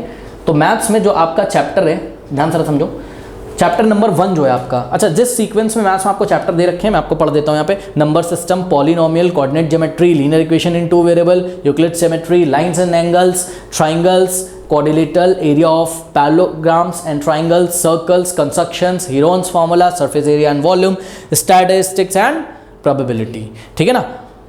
तो आइए थोड़ा सा इसको डिस्कस कर लेते हैं। चलो देखो जरा, ये आपका सिलेबस है, ठीक। अब बच्चों जो पहला चैप्टर है आपका, first chapter, that is number systems, ठीक है ना। Number system is the very interesting chapter and very important chapter. इसमें क्या होता है, मैंने जो देखा है, देखो मैं 12th क्लास के बच्चों का भी मैथ्स लिया है मैंने, 9th का भी पढ़ाया है मैंने, 10th का भी पढ़ाया है, तो मैं क्या अनुभव करता हूँ, कभी कभी 12th के 11th क्लास के ऐसे में बच्चे से मिला हूँ, या 10th क्लास में आए ऐसे बच्चों से मिला हूँ जिसको नंबर सिस्टम का बेसिक नहीं पता होता है। सोचिए कि रियल नंबर का सेट क्या होता है, इंटीजर्स क्या होते हैं, होल नंबर क्या होते हैं। सही मैं आपको बता रहा हूँ। एक्चुअल में क्लास 12th में 11th में एक चैप्टर है रिलेशंस एंड फंक्शंस, ठीक है। रिलेशन एंड फंक्शन एक चैप्टर है बच्चों, कहीं ना कहीं वो बच्चों का इसीलिए वीक होता है क्योंकि उनको यही नहीं पता होता कि रियल नंबर लाइन क्या होती है, उस पर किस टाइप के नंबर होते हैं। ये सब आपको जानकारी कहाँ मिलती है, चैप्टर नंबर 1 में। और मैंने बच्चों अपने वीडियोस में बहुत ही अच्छी तरीके से एक्सप्लेन किया है इस चीज़ को। मैंने 22 या 23 घंटे की क्लास ली है। अगर आप कहीं पे इसी चीज़ को फिनिश करोगे तो 4 घंटे में भी कोई आपका फिनिश कर देगा, ठीक है ना, बात समझो, वो चीज़ आपको नहीं मिल पाएगी कि चीज़ जो एनसीईआरटी आपको बताना चाहता है मैंने सब कुछ बताया हुआ है। तो नंबर सिस्टम बहुत ही अच्छी तरीके से बच्चों पढ़ें, ये आपका कहीं ना कहीं relation and functions class 12th और 11th में काम आएगा, 10th में भी काम आएगा, ठीक है ना। 10th क्लास में एक चैप्टर है, चैप्टर नंबर 1, जिसका नाम है रियल नंबर्स, ठीक है ना। तो वो जो रियल नंबर वो यहीं से इंस्पायर होकर चैप्टर निकला हुआ है, नंबर सिस्टम में से ही वो चैप्टर निकला हुआ है, ठीक है ना। और बच्चे वहाँ कंफ्यूज होते हैं, मैं देखता हूँ तरह तरह के क्वेश्चंस आते हैं, उसमें वो समझ ही नहीं पाते कि गेम क्या चल रहा है। और प्रॉब्लम पता क्या रहती है, प्रॉब्लम रहती है तुमने 9th में ठीक से नहीं पढ़ा है, इसलिए तुम्हें समझ में नहीं आता है कि 10th में क्या चल रहा है, ठीक है ना। फिर से वही रटने वटने वाला काम हो जाएगा। तो शुरू से टाइम देके जब तक तुम सेटिस्फाई ना हो जाओ, हर एक चैप्टर को तुमको अच्छे तरीके से पढ़ना है। मैंने सब पढ़ाया भी हुआ है चैनल पे। अगर तुम्हें यहाँ कुछ नहीं समझ में आता है दूसरे टीचर से, तो तुम ऑनलाइन मेरा जाके वहाँ से भी प्रेफर कर सकते हो कंटेंट, ठीक है ना। कुछ छूट जाएगा ना तो तुम तो मेरे से जुड़े हुए ऑफलाइन वाले बच्चे तो मेरे को सीधे व्हाट्सअप करोगे ना, मैं तुम्हें बता दूंगा कि कौन से वीडियो में ये चीज़ मिलेगी, सही है ना। ओके, उसके बाद बात करते हैं जो सेकेंड चैप्टर है पॉलिनोमियल, ठीक है ना। पॉलिनोमियल जो है बच्चों आपका, वो आपको क्लास 9th में भी पढ़ना है और 10th में भी पढ़ना है। तो पॉलिनोमियल एक ही आपका चैप्टर है, लेकिन थोड़ा सा हमें 9th में पढ़ना है, थोड़ा सा हमें 10th में पढ़ना है, ठीक है ना। तो आप 9th में क्या क्या पढ़ना है भी आपको अच्छे तरीके से एनसीईआरटी एग्जाम्पल, इसमें भी आप चीज़ें समझ के चलिएगा। अभी मेरे को कल ही एक कमेंट आया, वो कह रहा सर अगर कभी रूट के अंदर कुछ होता है तो वो पॉलिनोमियल क्यों नहीं होता है सर, ये सर पॉलिनोमियल क्यों नहीं है सर। अब उनको हम क्या, 10th क्लास का बच्चा ये कमेंट में पूछ रहा है, मतलब अभी आप लोग ये बात नहीं, कोई टीचर अगर देख रहा होगा तो समझेगा, ठीक है। कह रहा है सर ये पॉलिनोमियल क्यों नहीं है, क्यों, ये तो 9th क्लास में पढ़ाया गया था, इसका मतलब आप ठीक से पढ़ के नहीं आए हो। तो ऐसे ऐसे क्वेश्चंस आप 10th में पूछोगे, जब आपका एग्जाम अभी 1 महीने के बाद है तो कैसे फिर बातें बनेंगी, है ना। तो अगर सपने ऊंचे देखे हैं बच्चों तो शुरू से आपको लगना पड़ेगा, ठीक है ना। आपको नॉलेज डाइजेस्ट करना पड़ेगा, आपको टाइम देना पड़ेगा, ठीक है। तो पॉलिनोमियल आपको अच्छी तरीके से पढ़ना पड़ेगा, मैंने बता दिया, बोर्ड एग्जामिनेशन के लिए इंपॉर्टेंट है। और क्लास 12th में आप जाओगे तो एक तरीके का फंक्शन आएगा जिसको हम क्या बोलते हैं, पॉलिनोमियल फंक्शन, तो वो आपको पढ़ने हैं, जिसके लिए बेसिक्स यहीं पे पढ़ाए गए हैं। नाउ नेक्स्ट चैप्टर जो है कोऑर्डिनेट ज्योमेट्री। हाँ भाई ये तो बहुत आसान चैप्टर है, बहुत सारे लोग आपसे बोलेंगे कोऑर्डिनेट ज्योमेट्री तो बहुत आसान चैप्टर है, ठीक है ना। ऐसा नहीं है, ये एनसीईआरटी में देखने को आपको आसान लगता है, आप एक बार एग्जाम्पलर लगा के देखिएगा, आपको मज़ा आ जाएगा।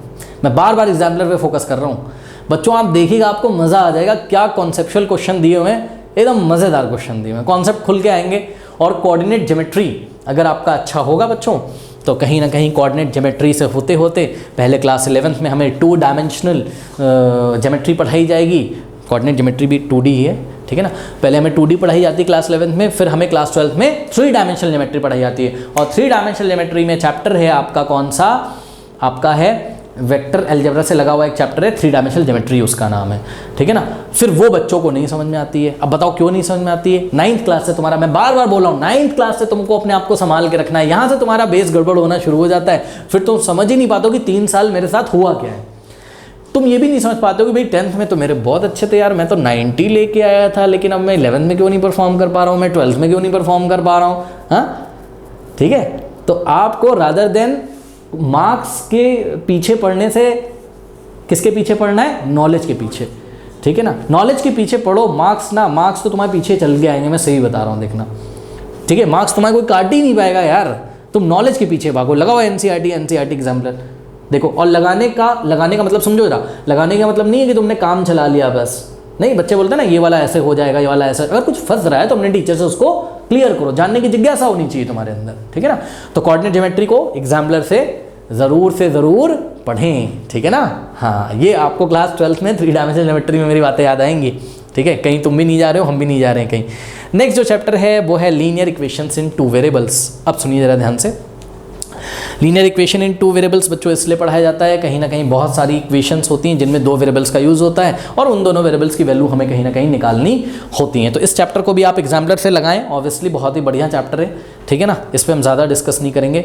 यूक्लिड्स ज्योमेट्री, बहुत सारे लोग बोलेंगे यूक्लिड्स ज्योमेट्री तो एक बहुत ही बेसिक सा चैप्टर है और ये बहुत आसान है। जी हाँ, आसान है, लेकिन यूक्लिड ज्योमेट्री में हमें बहुत कुछ सीखने को मिलता है। जैसे कि एक उदाहरण के तौर पर यूक्लिड ज्योमेट्री बताता है कि अगर पूरा पूरे के इक्वल है तो आधा आधे के, थोड़ी सी मैथमेटिकल रीजनिंग यहाँ पे आपको सिखाई जाती है, ठीक है ना।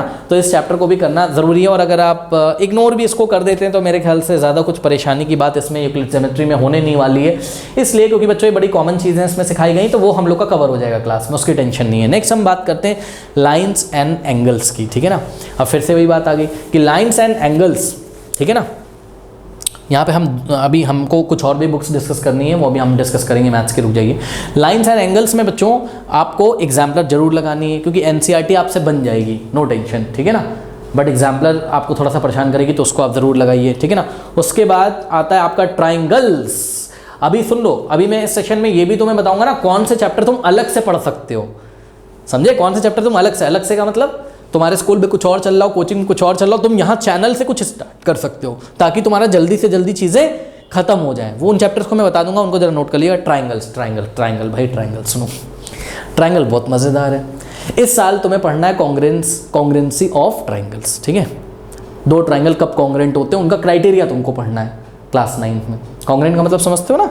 जैसे कि अगर हम ये मान लीजिए कि ये एक मोबाइल है और ऐसा एक और मोबाइल है, इस मोबाइल को इसके ऊपर रख दें हम, तो इसको अगर पूरी तरीके से कवर कर लेता है तो हम बोलते हैं ये फिगर इसके क्या है, कॉन्ग्रेंट है या इक्वल है। अभी आप ऐसे समझ लो, ठीक है ना बच्चों। देखिए, ट्राइंगल्स चैप्टर को आपको बहुत अच्छे तरीके से इसलिए पढ़ना है, मैं आपको बताऊं, क्योंकि क्लास 11th और 12th में जब आप फिजिक्स पढ़ रहे होंगे कहीं पे, तो अचानक से बोल दिया जाएगा as we had already studied in class 9, तो बाय द कॉन्ग्रेंसी या बाय द सीपीसीटी ऐसे करके कुछ डेरिवेशन में बीच में अचानक से आ जाएगा, फिर आपका डब्बा गुल हो जाता है। क्यों? 9th में तो ठीक से किया नहीं था ट्राइंगल्स को, वो एक स्टेप में आएगा फिजिक्स में बीच में, अच्छी तरीके से करना है। और एक चीज़ और, ट्राइंगल्स में थोड़ा सा सावधान रहिएगा बच्चों।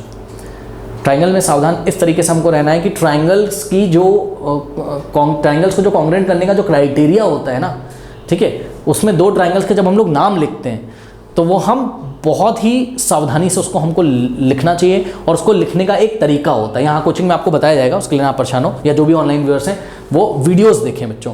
बहुत सारे, मैं देखो कहना नहीं चाहिए, लेकिन बहुत सारे शायद आपके होम ट्यूटर हों या टीचर्स हों, वो मैंने देखा है अक्सर जो मैंने देखा है ना, कि बच्चे 10th 11th में आते हैं, पता नहीं कहाँ से सीख के आते हैं। मुझे, मैं किसी को दोष नहीं दे रहा हूँ, लेकिन कहाँ से सीख के आते हैं, नाम ही नहीं लिखना आता है ट्राइंगल का, पता ही नहीं कैसे लिखा जाता है।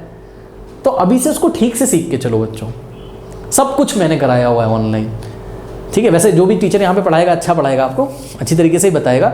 मैं एक बात बता रहा हूँ कि मतलब 10% स्टूडेंट होता है जो ठीक से नाम लिख के दिखाता है, पता नहीं क्यों गलत, कहाँ से सीखते हैं, पता नहीं गलत कॉन्सेप्ट ही छुपा हुआ है क्या हर जगह, जो पता नहीं क्या है। तो आपको ठीक से पढ़ना, बस फाइनली मैं कहना चाहता हूँ। वो अभी मेरी भावनाएं निकल रही हैं, आप समझ नहीं पा रहे हो मैं क्या कहना चाहता हूँ, ठीक है। नेक्स्ट है आपका कोरिलेटर्स, ये भी एक जनरल चैप्टर है, अच्छा चैप्टर है। नेक्स्ट है एरिया, पैरेललोग्राम एंड ट्राइंगल्स, ठीक है, ये भी अच्छा चैप्टर है, तो इस पर हम ज़्यादा कमेंट नहीं करेंगे। सर्कल पे हम कमेंट करेंगे। सुनो, ट्राइंगल्स अभी आप पढ़ लो, अभी आप पढ़ोगे ट्राइंगल किस तरीके से कॉन्ग्रेंट होते हैं, और नेक्स्ट ईयर पढ़ोगे ट्राइंगल किस तरीके से सिमिलर होते हैं, ठीक है ना। ट्राइंगल बहुत अच्छी तरीके से पढ़िएगा। सर्कल्स बच्चों आपका क्लास 9th में भी है और क्लास 10th में भी है, ठीक है ना। तो आपको दोनों ही अच्छी तरीके से पढ़ने हैं, तो यहाँ से बेसिक अच्छी तरीके से पढ़िए, और हर एक चैप्टर का एग्जाम्पलर आपको ज़रूर लगाना है, ठीक है ना। और कंस्ट्रक्शन, ऑब्वियसली कंस्ट्रक्शन एक बेसिक सा चैप्टर है, आप उसकी थोड़ी बहुत भी प्रैक्टिस करोगे तो चलेगा, टेंशन नहीं है। नेक्स्ट है Heron's formula.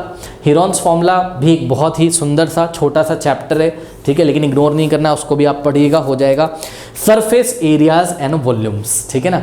Surface areas and volumes में बच्चों आपको टोटल 8 एक्सरसाइज मिलेगी एनसीईआरटी में। टोटल 13.1 से स्टार्ट होता है, 13.8 पे एंड होता है, तो काफ़ी लेंदी चैप्टर है, ठीक है। बहुत कुछ 8th क्लास में आप लोग पढ़ चुके हो, उससे मिलता जुलता होगा। और सरफेस एरिया एंड वॉल्यूम्स आपको क्लास 10th में भी बोर्ड एग्जामिनेशन के लिए पढ़ना है, ठीक है ना। तो थोड़ा सा हमको कहाँ पढ़ाया जाएगा, 9th क्लास में, फिर हमको कहाँ पढ़ाया जाएगा, 10th क्लास में। 9th क्लास में आप लोग अच्छे तरीके से नहीं पढ़ोगे अगर, तो आप इसको 10th क्लास से नहीं कनेक्ट कर पाओगे, बोर्ड एग्जामिनेशन में इसका बहुत ज़्यादा वेटेज है, ठीक है ना। सरफेस एरियाज एंड वॉल्यूम को आपको बहुत अच्छे तरीके से एग्जाम्पलर से इस चैप्टर को ज़रूर पढ़ना है, सुन लीजिए, ठीक है ना। उसके बाद आता है statistics and probability. Statistics and probability जब भी पढ़ें तो साथ साथ पढ़ें, ऐसा नहीं कि स्टैटिस्टिक्स पढ़ लिया अभी और फिर गैप कर दिया प्रोबेबिलिटी पढ़ने बाद में, नहीं।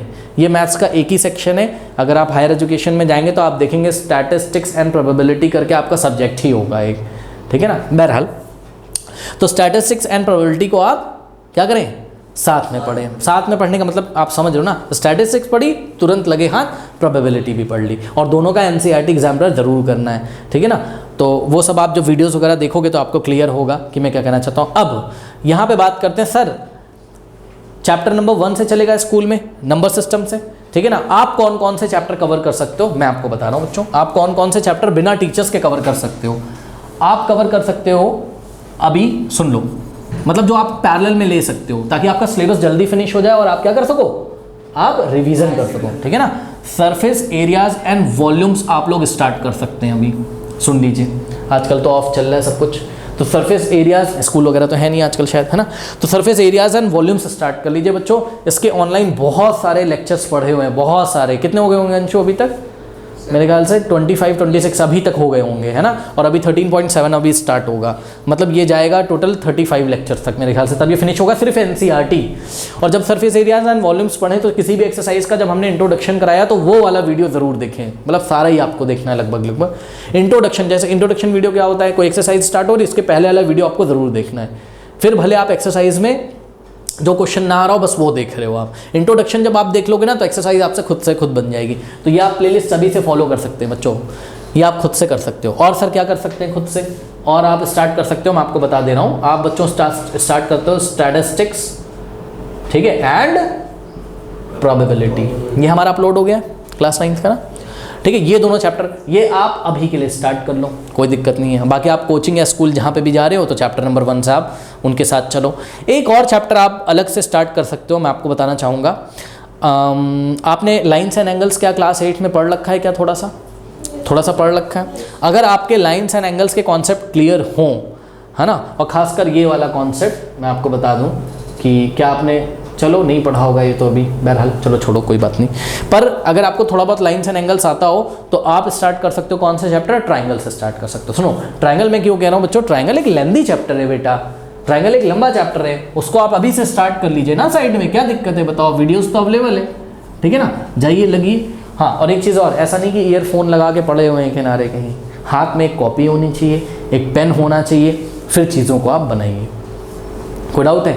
तो अब इस सेशन को एंड करेंगे, लेकिन फाइनल फिर से मैं बात करूंगा, हमें बहुत ज़्यादा मेहनत करने की ज़रूरत है बच्चों। 8th क्लास प्लीज़ इसको नहीं समझिएगा, वरना रिजल्ट्स आपको अच्छे नहीं मिलेंगे। मैं सही बता रहा हूँ, बहुत सारे आपके फ्रेंड्स होंगे जो शॉर्ट में चीज़ें निपटा रहे होंगे, वो 10th में अच्छा भी करेंगे, मुझे पता है 80% भी लेके आएंगे। 80% इज़ गुड इनफ, मतलब बहुत अच्छा, मैं मानता हूँ 80% अगर आ गया किसी का, वैसे आशा करते हैं आप लोग तो बहुत अच्छा करेंगे। बट ठीक है, जो भी बच्चा जो कुछ भी करता है वो अच्छा करता है हमेशा। बट मेरा ये मानना है कि कॉन्सेप्ट क्लियर होना चाहिए। अगर 80% है ना बोर्ड एग्जामिनेशन में आपके, तो 80% के लायक आपको नॉलेज होना चाहिए।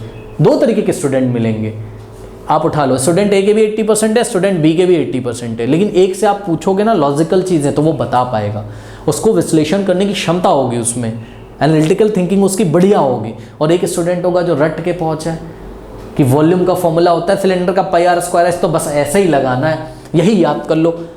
ये कभी नहीं सोचता कि ये आया कहाँ से फॉर्मूला, बताया क्लास में कैसे आया, ठीक है। तो ये चीज़ें आपको डिफरेंट करेंगी, लोगों से ये चीज़ आपको डिफ़र करेगी, ठीक है।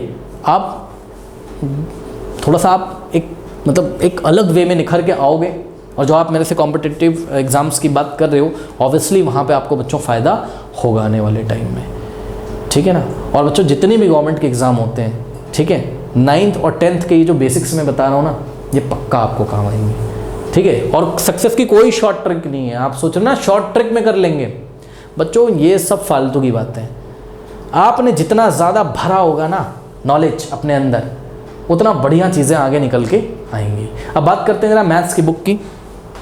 तो मैथ्स में आप 2 बुक्स बहुत फेमस है, आप लोगों ने शायद सुना भी होगा। एक आर डी शर्मा, है ना, सुना है किसी बच्चे ने? हाँ, तो एनसीईआरटी और एनसीईआरटी एग्जाम्पलर के अलावा आप आर डी शर्मा और RS अग्रवाल, ठीक है, और RS अग्रवाल और लगा दिया है मैंने, और का मतलब या तो ये ले लो या तो ये ले लो, ठीक है ना। अब कुछ स्कूल्स में तो टीचर ही रिकमेंड करते हैं कि भाई ये जो भी आपका टीचर बोल रहा है दोनों ही अच्छी बुक्स हैं, ठीक है, दोनों में से कोई भी एक ले लो। दोनों लेने की ज़रूरत नहीं है, दोनों में से कोई भी एक बुक ले लो, लेकिन साथ में क्या लोगे? एनसीईआरटी एग्जाम्पलर कर लेना, तब कुछ हाथ लगाना, ठीक है ना। ये दोनों होना ही, ऐसा नहीं है कि पता लगा आर डी शर्मा से आपने 6 चैप्टर तो अच्छी तरीके से कर लिए साल भर में, फिर आपके पास टाइम ही नहीं बचा और एनसीईआरटी एग्जाम्पलर ही आपका छूटा पड़ा है, हाँ 10 चैप्टर वहाँ के छूट गए आपके, ठीक है। तो ऐसा भी नहीं होना चाहिए, सही है। तो ये चीज़ है, टाइम को अच्छी तरीके से यूटिलाइज़ करिए और थोड़ा सा ये सोना वोना मॉर्निंग में छोड़ दो। मतलब जैसे छुट्टी के दिन मैंने आपको बताया ना, पता लगा 12 बजे तक सो रहे हो तो चीज़ें आपके हाथ फिर लगेंगी नहीं बच्चों।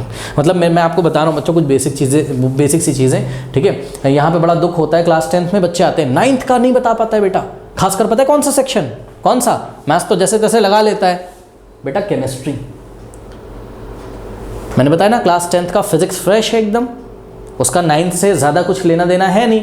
तो भाई 10th का चलो एक फिजिक्स न्यू स्टार्ट हुआ तो उसको समझ में आ जाता है, हाँ भाई चलो इलेक्ट्रिसिटी स्टार्ट किया सर ने, रे ऑप्टिक्स स्टार्ट किया, यहाँ पे चीज़ें बन रही हैं, ठीक है। लेकिन जैसे केमिस्ट्री की क्लास लेते हैं ना, अच्छा लड़का बेटा पता है फिजिक्स में पूरा स्कोर कर गया जब साइंस का पेपर आया, पता है फिजिक्स पूरा करके आया, बायोलॉजी भी अच्छा करके आया, ठीक है, और केमिस्ट्री में डब्बा गुल, उसकी वजह से रिजल्ट खराब कर दिया। कहाँ से गड़बड़ हुई चीज़ें बताओ? मन ही नहीं लग रहा था ना उसका शुरू से क्लास 10th में। क्यों नहीं लग रहा था मन? क्योंकि आधे से ज़्यादा तो कहाँ पढ़ाया गया था? 9th क्लास में। वहीं पे नहीं ध्यान दिया उसने, वहीं पे नहीं सीखा, और फिर वो आगे समझ नहीं पाता है क्या हुआ, ठीक है। अभी आपको क्लास 9th में फैक्टर निकालने सिखा दिए जाएंगे, 10th में आते हैं फैक्टर ही निकालना नहीं आया, तो ऐसा क्या हो जाता है भाई? तो मेहनत करो ना बेटा, ठीक है ना। और ये जो कोविड में अभी जो चीज़ें हुई हैं, अब आप इससे देखिए थोड़ा सा बाहर निकलिए, मतलब अगर आपने टाइम अभी तक नहीं दिया है, ठीक है ना, तो अब आज से कसम खा लो कि अब हमको टाइम देना है बच्चों। और एक बहुत इंपॉर्टेंट टाइम है आपका, कौन सा? ये मार्च अप्रैल मई जून। बच्चों वेस्ट मत करना, सही बता रहा हूँ, मार्च अप्रैल मई जून अगर वेस्ट किया बेटा, सही बता रहे, कवर नहीं कर पाओगे, ये इसकी भरपाई तुम कर ही नहीं पाओगे। और यहीं पे थोड़ा सा खींच दिया ना तुमने 6-7 चैप्टर अपने, आजकल तो ऑनलाइन इतना सब कुछ अवेलेबल है, हाँ, थोड़ा सा अगर तुमने 6-7 चैप्टर खींच दिया ना बेटा, केमिस्ट्री खींच दी थोड़ी सी फिजिक्स ले ली तुमने, मैथ्स के जो मैंने चैप्टर बताए, surface areas, volume, statistics and, देखना बाद में तुम्हें कितना आराम होगा और कितना तुम्हें मज़ा आएगा, बहुत बढ़िया फील करोगे तुम, सही है। तो ये सब चीज़ें। और किसी का अगर कोई क्वेश्चन हो तो पूछ सकते हो, किसी का कोई क्वेश्चन है तो आप लोग पूछ सकते हैं।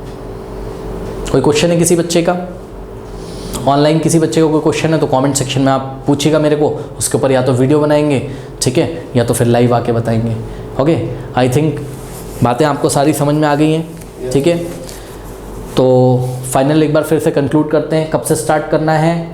आज से ही स्टार्ट करना है और लग के स्टार्ट करना है। कोई अगर तुम्हारा दोस्त मज़े वज़े कर रहा हो तो उसको करने दो ना यार, उसको करने दो, उसकी लालच में मत पड़ो, उसको मत देखो, ठीक है ना, कि वो मज़े कर रहा है तो लाओ मैं भी मज़े कर लेता हूँ, पहले मैच खेल के आ जाता हूँ, गर्मी की छुट्टियाँ मना लेता हूँ, ठीक है। बाद में तुम्हारे ऊपर इतना लोड आ जाएगा ना, फिर हाफ ईयरली के बाद जब हाफ ईयरली में बॉम्ब फटेगा ना, अचानक से पता लगा तुम्हें अभी 90% आए हैं तुम्हारे, हो तुम 90 से सीधे कहाँ पे आ गए? 60 पे आ गए, 50 पे आ गए, 40 पे आ गए, तुम्हें झटके लगेंगे बहुत भयंकर, तुम समझ ही नहीं पाओगे मेरे साथ हुआ क्या है। और समझ तुम इसलिए पाते हो क्योंकि सिलेबस थोड़ा सा बच्चों, थोड़ा सा सिलेबस बढ़िया सिलेबस है 9th क्लास से, कॉन्सेप्चुअल चीज़ें हैं इसमें, लॉजिकल चीज़ें हैं इसमें, सीखने वाली चीज़ें हैं इसमें, ठीक है। और बायोलॉजी का भी वही, बायोलॉजी थोड़ा सा मैंने बताया नहीं, मैं आपको बता दूं, एनसीईआरटी के क्वेश्चंस और एनसीईआरटी एग्जाम्पलर के आना ज़रूरी है, ठीक है। और मैथ्स में एक चीज़ और बताना चाहता हूँ, जब आप एग्जाम्पलर लगाओगे ना बच्चों, मैथ्स की खास बात, एग्जाम्पलर जब आप लगाओगे मैथ्स में, तो एग्जाम्पलर में सैम्पल प्रॉब्लम दिया रहता है। सैम्पल प्रॉब्लम कभी किसी ने देखे नहीं होंगे, 8th में लगाए नहीं हो एग्जाम्पलर, तो कहाँ से देखोगे? नहीं लगाए हो ना, मैं बता रहा हूँ सुनो। एग्जाम्पलर जब आप लोगे ना बच्चों बाजार से, गवर्नमेंट वाली, अगर नहीं मिल रही तो ऑनलाइन डाउनलोड करिए, तो वहाँ पर क्या होगा बच्चों, जब कोई एक्सरसाइज स्टार्ट होती है, जैसे मान लो 13.1 स्टार्ट हुई, तो क्या करेंगे वो लोग, 13.1 से 5 सैम्पल प्रॉब्लम दी रहेंगी पहले, एग्जाम्पल बोल सकते हो आप, चलो जैसे एनसीईआरटी में एग्जाम्पल दिए रहते हैं ना पहले, वैसा आपको एग्जाम्पल्स उसमें देगा, ठीक है। वो एग्जाम्पल करना बहुत ज़रूरी है, वहाँ से कॉन्सेप्ट खुल के आएंगे, वहाँ पे बहुत अच्छी अच्छी चीज़ें आपको वो लोग सिखाते हैं, ठीक है। इसलिए हमने बोला गवर्नमेंट वाली आप लीजिए, क्योंकि उसी में सारे जो है सैम्पल प्रॉब्लम आपको मिलेंगे, ठीक है। चलिए फिर, तो स्टूडेंट्स सेशन देखने के लिए थैंक यू, और आशा करते हैं ये सारी चीज़ें आप लोग फॉलो करेंगे, ठीक है। फिर मिलते हैं नेक्स्ट वीडियो में, तब तक ले पढ़ते रहिए, बढ़ते रहिए, ऑल द बेस्ट।